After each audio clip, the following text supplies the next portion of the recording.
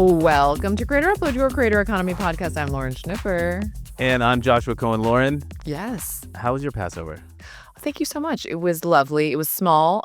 First night was small. We're going to do a bigger Seder on Saturday with the family for the start of spring break. It will be lovely. How was yours? Did you find the afikoman, Joshua? Did you look for it? Did you get a prize? One of my children found the afikoman, and then one of my other children was very upset that the other child found the afikoman, so we had to hide it again, and then we had to hide it a third time. You mean they don't just give gifts for everybody? They give gifts for everybody, but someone really wants to find it. Yeah, that's going to be ugly at ours as well. Went to my brother's house, had a blast. And did you get sent at least a dozen times the clip of Jon Stewart from The Daily Show talking about the difference between Passover and Easter? I did not. It's fantastic. I'll send it to you. We'll put it in the show notes. Anyone who wants to know the similarities between the two holidays and the differences between the two holidays should definitely check it out. I think it brings you some insight into Judaism and Jewish culture. Josh, I know that we talked a lot about NewFronts last week, but there was one that you had not been to when we recorded last week. So I wanted to get the latest on the YouTube NewFronts. Yes, Lauren. So at the time we recorded, I hadn't yet gone to the YouTube NewFront, although lots of the news from the YouTube NewFront was already announced earlier in the week. Why? Because Google had their NewFront on Monday of last week. And the powers that be decided to release all the news at once, presumably because there's so much interconnectedness and interweaving between Google's advertising offerings and YouTube's advertising offerings now. It just made sense to announce everything at once rather than hold things back. And so YouTube did announce Onstage live what we already knew about, which was that their longtime marketing hub Brand Connect is going to be revamped into a platform called YouTube Creator Partnerships, Right. which is going to give advertisers a bunch of different ways to find the best creators to work with among a bunch of different parameters to make their campaigns the most valuable and most effective that they can be. But what was interesting on stage is that, Lauren, you've been to a bunch of these different types of events. How often does one platform call out another platform on stage? Rarely. Rare, like never, right? Like never. They don't want to talk. They don't want to acknowledge the existence of other platforms. The only way they would acknowledge the existence of another platform if it's somehow complementary, like TikTok doing something with iHeart. Right. Like if there's a partnership, obviously. Yes. Or Tubi doing something with TikTok. Or any one of these platforms doing something with another platform that's complementary but not competitive. Right. That wasn't the case at YouTube's event. Really? And it's not like they harped on this, but it is so rare to hear executives from a platform talk about other competitive platforms on stage. I thought it was worth noting. So Kristen O'Hara, who's Google's VP of Agency Platforms and Client Solutions, spoke at the end of the YouTube NewFront last Thursday. And she said to a room full of advertisers and marketers, quote, "So you've already built tons of successful campaigns with other platforms like TikTok and Meta, and you're capturing quick attention. But you're missing valuable audiences if you just use those feeds. I'm going to encourage you all to consider shifting some of your social media budgets to fund YouTube creator content so you can take advantage of the 86% higher ROI on our platform versus other platforms." And that just is unprecedented. Well, I have a question. Maybe? I have a question. The way she worded that when she says shifting your social media budgets to YouTube. So is she saying that YouTube is social media or not social media? I bring this up because, of course, the trial last week where YouTube, or I should say YouTube, it wasn't just, I think they called it YouTube specifically, not just Google, and Meta were found, liable for a woman, suffering a lot of anxiety and depression and all these things and awarded her like $6 million. And YouTube's whole thing is like, we're not social media. So I'm just curious from your interpretation of that, was she sort of saying like, seriously, I'm curious, like where is this lady landing? Is this social media or not? Lauren, you've been spending way too much time with your brother, who's a decorated lawyer, recently. Decorated. And so I think you're getting a little bit too litigious. I made Josh listen to a phone call between my brother and I, just so you can understand what I'm dealing with. I think you're getting a little bit too into the idiosyncrasies but I think here. this is YouTube, very relevant. Sure, but YouTube could have said, "Hey, transfer your radio budget to YouTube." They're just talking about transferring other dollars. Curious. From your interpretation, did you feel like they were saying like, we're also social media over No, here? I did not feel like that in any way, shape, I'm asking or a form. question and it's answered. Thank you.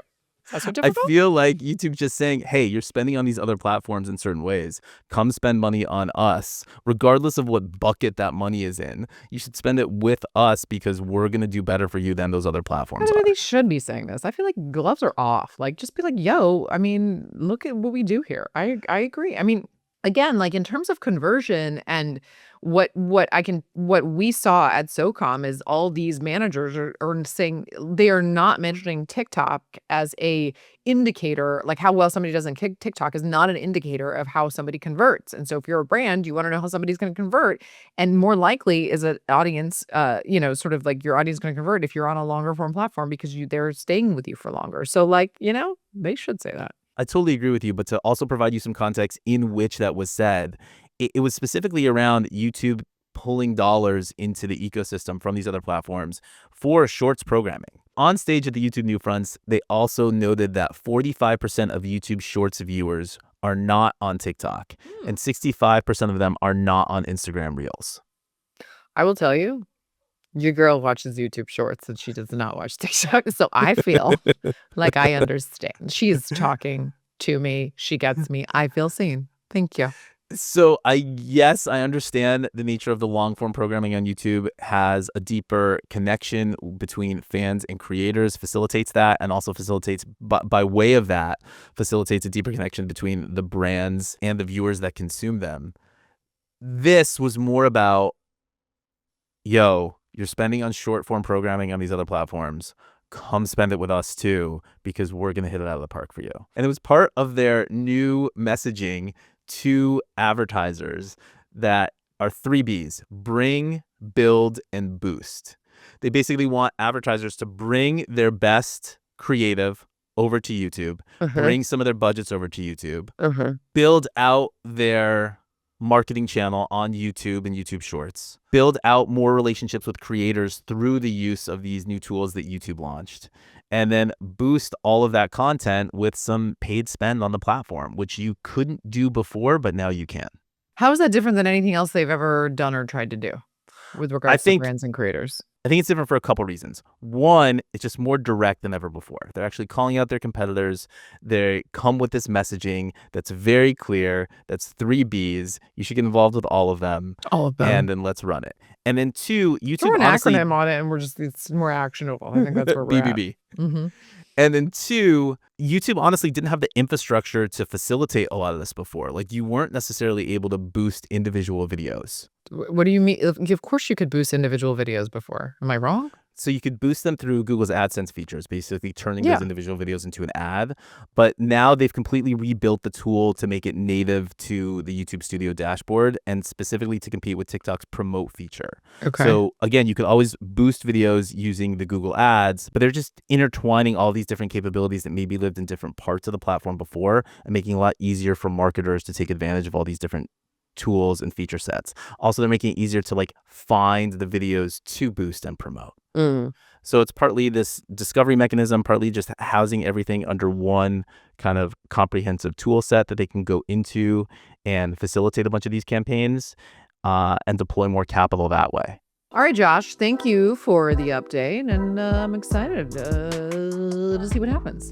All right, let's get into some next stories. It's another day, another week, another TikTok partnership. I mean, they just can't quit. Cameo, you remember Cameo, huge in the in COVID. I remember the first time I heard about Cameo. I always remember this. Ross Smith, who's a creator who like famously always did these videos with his grandmother. I remember having a meeting with him at Facebook and he was like, "Yeah, by the way, you guys, there's this new thing called Cameo where like people can like pay for like videos with creators and like you guys should like add this as a product feature." Cause like honestly, it was, in tech people, is it a feature or is it a product, right? Is it something you could tack onto something or is it something that should stand alone? That sort of whole discussion in and of itself has like changed, I think, in the last couple of years because I think some of these platforms have so many features that it's overwhelming that some of these standalone products that would have maybe just been features before have been able to have legs. But Cameo was one of those those companies that had a huge, like, just went crazy during COVID. I mean, at the height, it was worth like $1 billion. And then what I loved about it is it was like this place for like call it B-list, sometimes celebrities to, kind of make real dollars. Like one of the biggest people was Brian Gardner, Kevin from The Office. He was like the number one creator on Cameo for like years, which I like love that. Cause I also like what I love about that too, and I would always use him as an example when people want to talk about like using traditional celebrities and doing digital things with traditional celebrities. It's like you have to find the ones that get it, and like somebody like Brian Baumgartner gets it. He's like, "What do you want to pay me?" But alas, there was a big sort of decline post COVID, which in some ways they were expecting, but it's been tough, and so they have now partnered with TikTok. US-based creators will be able to sign up for Cameo and offer videos for sale directly all on TikTok. Their viewers will then be able to buy the videos without ever leaving TikTok's platform. So it's basically becoming a feature on TikTok. To encourage sales, TikTok is giving creators custom call to action buttons that they can add to their videos. Viewers can also use TikTok's search function to find a roster of all creators offering cameos through the platform. I think this is just actually it's very interesting the way TikTok is partnering with different platforms. I just think it's really frankly innovative, and it also is recognizing again where they have their strengths and weaknesses. Like my hunch, not that difficult to build a product feature like a Cameo, but it already has like a name, it already has a user base. So like let's combine forces instead of like and they're not you can imagine this is an acquisition, but it sounds like Cameo is still going to live on its own, but that it's going to be integrated a lot into TikTok. So I don't know. I think this is really interesting. I totally think it's interesting, and this seems to be TikTok's new playbook. Like in March of this year, they announced a partnership with Apple Music where they introduced this new play full song experience. So you're in TikTok, and then via Apple Music, you can play the full song that you're hearing in TikTok without leaving the platform. Where before TikTok tried to do its whole TikTok Music initiative, it never made it to the United States. They killed the app before it got here because they thought maybe the juice wasn't worth the squeeze.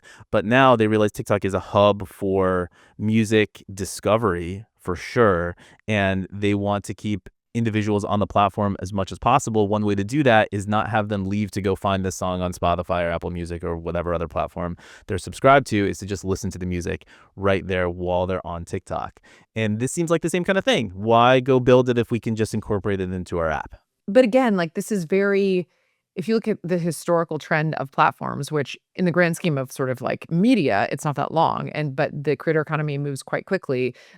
This is quite innovative. Like most platforms, they would either, if anything, acquire and just like dissolve. Yeah. I mean, completely. I mean, like see Musically, TikTok, they did that as well. Or they build it themselves. Like they're just out. And I think it's also, if I may, like when I think about this, like just holistically, it's a way for them also to get in the good graces of having all of this negative, bias against them for maybe legitimate reasons, depending on your points of view. But like doing all these platforms with these very legitimate, uncontroversial, for all intents and purposes, platforms, iHeart, Tubi, now, Cameo, it's like it allows them to be like, look, we're friends with all the good guys. We're good guys too. Like I think Yeah. there's a marketing piece to this as well, as well as a functionality and offering, wanting to offer different things to their creators. So it's honestly it's super smart. And what's next every week in this week in TikTok partnerships. And also for the creators on TikTok who by and large aren't receiving regular income from the platform, TikTok needs to figure out other ways to incentivize them to stay on the platform and keep posting. Incorporating these other revenue generating opportunities is an obvious way to keep their creators engaged and happy and give them other ways to make money 100%. when they're not necessarily splitting a ton of the advertising revenue that they get with them. 100%. Is it enough? I don't know. You know what I mean? Is it enough to keep? Who knows? But that's totally a piece of it too. There's many. Yeah, but it's to your point, it's again marketing to the creators and saying like, hey, you can make all this money all these different kinds of ways. Yeah, no, for sure. Don't worry that we're not paying you 55% of every dollar we make on advertising. Which, by the way, like not when you have to give away 55% on every dollar, 55 cents on every dollar, it's like arguably not the best business model. It seems to be working. It's working, but it's not like from just like a plain, just like, if you just look at a business model, giving away 55 cents on the dollar, it's like, it's not ideal. So like, we'll see how long they can not do it. Speaking of other ways that platforms are trying to help creators make money, Meta is starting a premium subscription on Instagram. So here's some of the features. You can view someone's story without them knowing you watched it. Ooh, finally, I can stalk you properly, Josh. JK, you like when you're oddly not online. It's weird.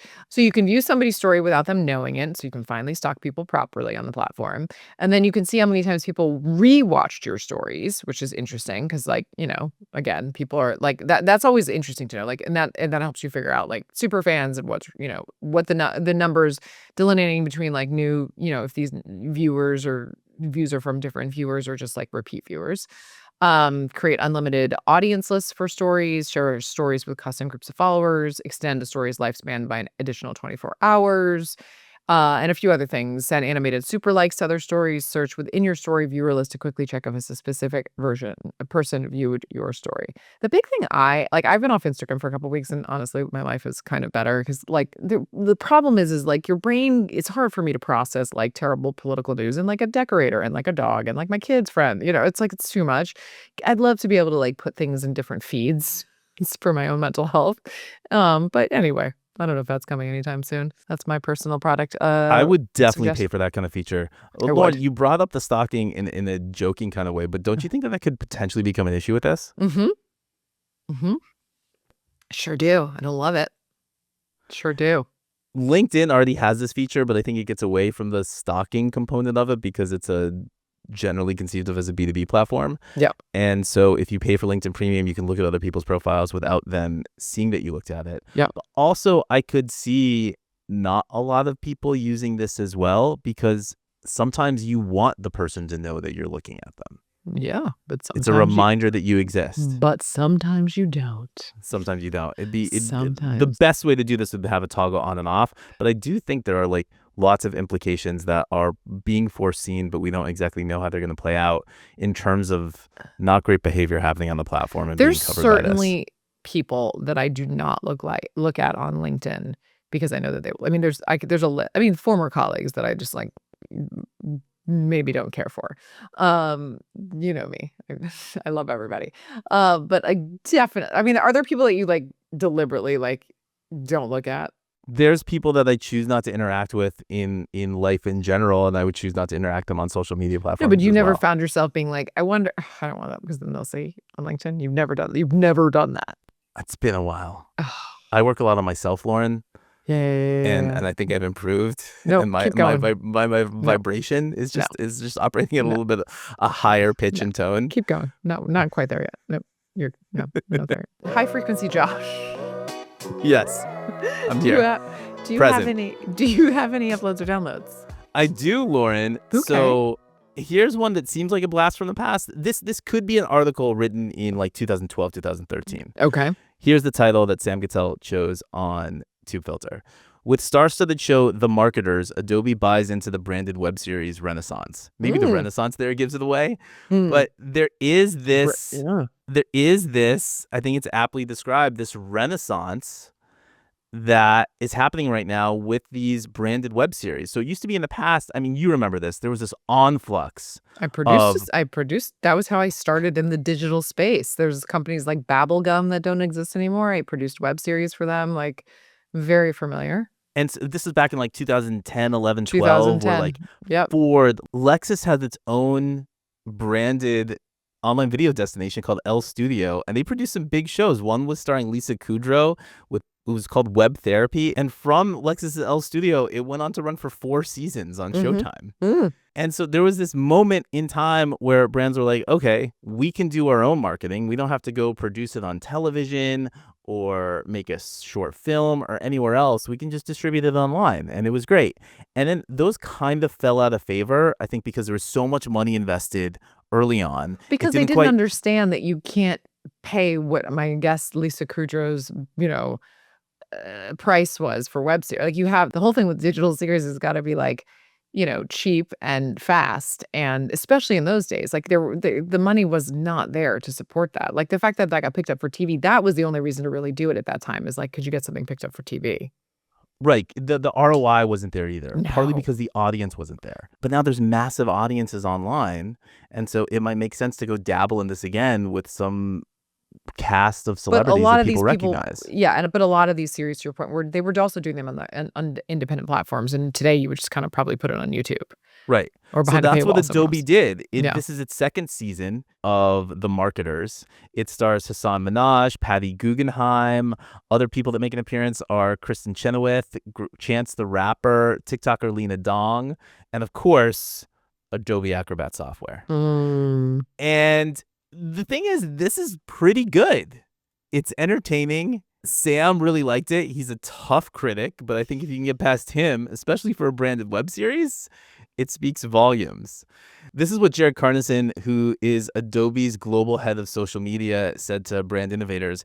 Acrobat isn't the story, the characters are. Adobe Acrobat is how they brainstorm, build presentations, shape their campaigns. It doesn't interrupt the narrative, it moves it forward. That's the shift we're making, from content people tolerate to content that earns the attention it asks for. We believe this does. And this is the first among a new wave of this type of branded web series coming directly from the brands. I mean, we talked about this a little bit earlier. Crocs did a vertical video production that was its own web series. And we're going to see many more like this in the future as not only the cost of production comes down to produce these kinds of things, the talent also is more amenable to be in these kinds of things. The big just thing, because, the ecosystem has shifted. The Overton window has moved over towards online video and these kinds of things being cool, especially in the absence of more television and film productions happening. And then also the audience is potentially there now. So you can get a breakout. Did you say the Overton window? Is that what you said? I Yes. just want to make sure everybody heard that. I just want to make sure everybody, like, I don't want that to just like fly by. I just want to make sure like everybody like noticed that one. Look, you got to act like you've been in the end zone before. No, okay? no. I just You don't want to have make to sure call this everybody heard stuff it. out. I just want to make sure everybody heard. You just kind of went just real quick. Sorry. Totally. And that we're going to see a lot more of these in the future too. I think so. I'm digging it. I think so. All right, Josh, I think we did it. Lauren, I think that's it. I'll see you getting just real semantic about the 4 questions at an upcoming Seder. You mean Semitic? Yeah, I will. If not there, next week on Creator Upload. Today's show was produced by Lauren Schnipper, Joshua Cohen, that's me, and Adam Connor. It's edited by Adam Connor too. Original music is by London Bridge. You can check him out on Instagram at London Bridge Music. Make sure you subscribe to Creator Upload right here on YouTube, on Apple Podcasts, as well Spotify, or wherever you're listening. While you're there, give us a rating and leave us a comment. If you want to talk, hit us up at info@creatorupload.com. If you like our show, recommend it to a friend. If you love it, just tell everyone. Thanks for listening to Creator Upload, and we will be back next week.